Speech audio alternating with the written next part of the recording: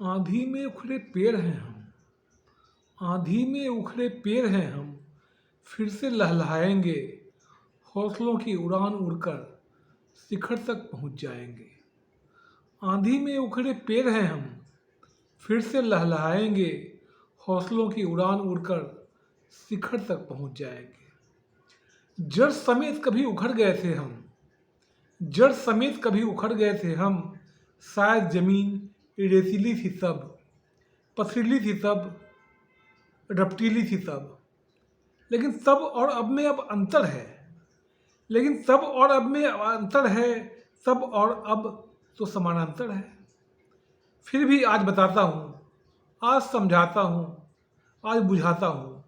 बूझो तो जाने, समझो तो पहचाने, कैसे थे तब हम, जमे हुए थे ठीक उसी तरह, जैसे कि कुएं पर जमी काई, पहाड़ों के नीचे खाई, राख में उपजी छाई। आपने भी देखी होगी कभी अपनी ही परछाई। हवाओं का बवंडर जब जब भी तूफान मचाएगा, गहरा सा समंदर जब शांत दिखता हुआ दिखाएगा, ये सुनामी का लक्षण होगा, ये सुनामी का लक्षण होगा, परीक्षण होगा, ये सुनामी का प्रशिक्षण होगा, क्षण प्रतिक्षण होगा। जो दिखता है वही दरअसल होता नहीं है, जो दिखता है दरअसल वही होता नहीं है। लेकिन जो दिखता है दिखाता है, शायद ये आने वाले तूफान की चेतावनी भर हो, शायद ये आने वाली तूफान की चेतावनी भर हो, शायद ये जाने वाले सम्मान की मेहरबानी भर हो। वैसे ये दीगर बात है, बराबर बात है, बराबरी की मुलाकात है। मैं भी, यह मेरी तरह आप भी इस दौर से गुजरे जरूर होंगे, क्योंकि ये भी एक भेड़चाल कहलाती है, बोलचाल कहलाती है, भावनाओं में कभी कभी बह जाती है।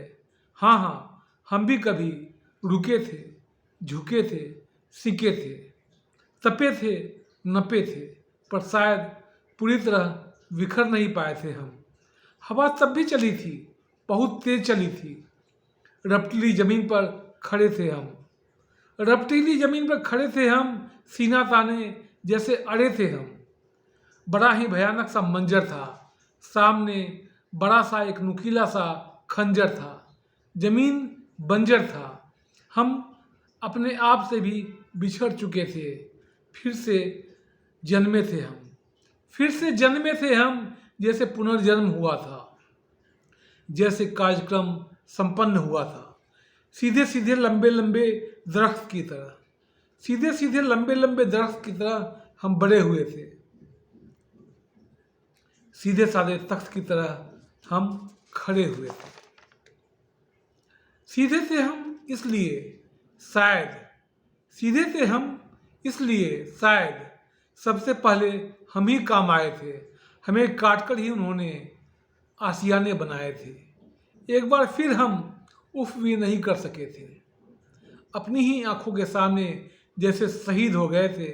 कई बार सोचते हैं, काश हम भी टेढ़े मेढ़े कांटेदार पेड़ होते, सीधे साधे सुडौल देवदार ना होते।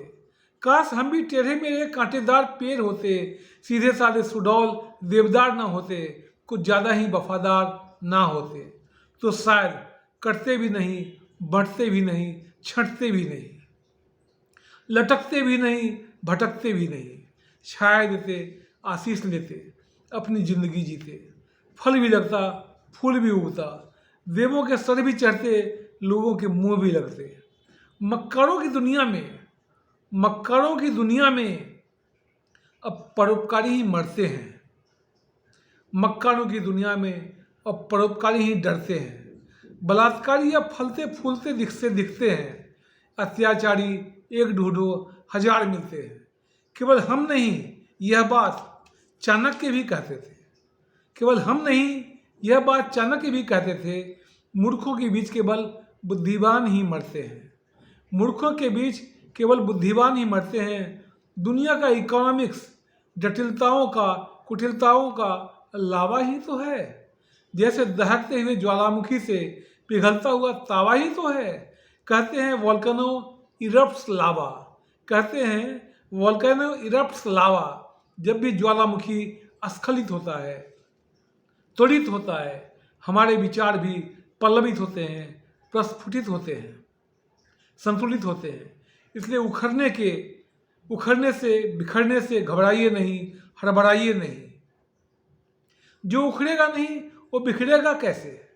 जो उखड़ेगा नहीं वो बिखरेगा कैसे? जो वो संभालेगा कैसे, संभलेगा कैसे?